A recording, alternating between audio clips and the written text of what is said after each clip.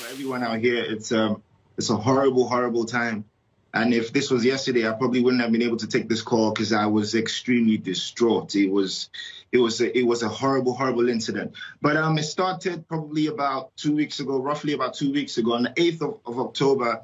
Myself and another artist named Runtown, we had shared on our Twitter and Instagram pages that we were going to do a walk, just a march, a peaceful protest against all forms of police brutality, all forms of police misconduct in general. And we did that with the hashtag #EndSARS.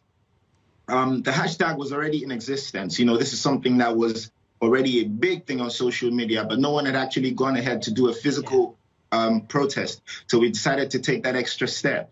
So we went out on the 8th. I think it was a Tuesday. We went out and probably were expecting maybe around about 50, 100 people, but probably got around about 2,000 people or so that came out on that very day. And it was huge. You know, we did a march to a police station, which has some high-ranking officers here in Lagos. And we handed in a petition just saying that the youth as a group were very, very unhappy with, you know, the way things were going. And we were really, really furious about police brutality, police harassment, police extortion. And, you know, enough is enough, basically. Everyone was standing up. You know, everyone was lending their voice to this particular cause. So from that day up until now, back to back to back, it's been a different state in the country, because there's 36 states in total. Right. But apart from that very one on that day, we didn't even have to call for people to come out in other states. Everyone just trooped out, and you know, on their own. It's been crazy. It's been really, really crazy. Falz? And, yeah. Let me just interrupt you a bit, because I just want to ask you so that our viewers are clear. #EndSARS is the hashtag and it's the movement. SARS, for everybody to understand, is a special police unit, right? It's the Special Anti-Robbery Squad. What is it about them? And apparently they're not in uniform, they're plainclothes, and for years you have been protesting against them. What is it that you're actually protesting? What do they do?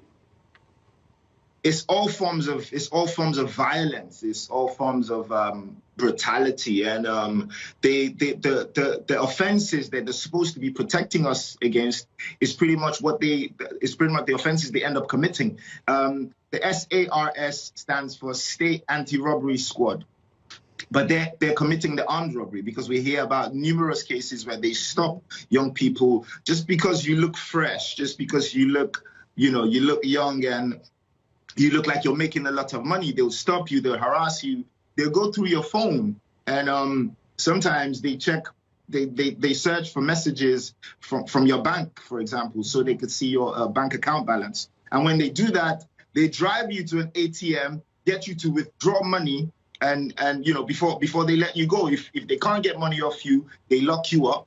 We hear about several cases where they've locked people up and those people disappeared because they were eventually killed.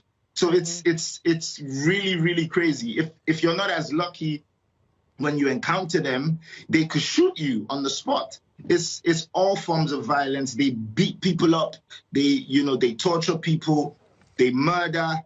They commit armed robbery. It's everything. It's everything. And there have been so many cases.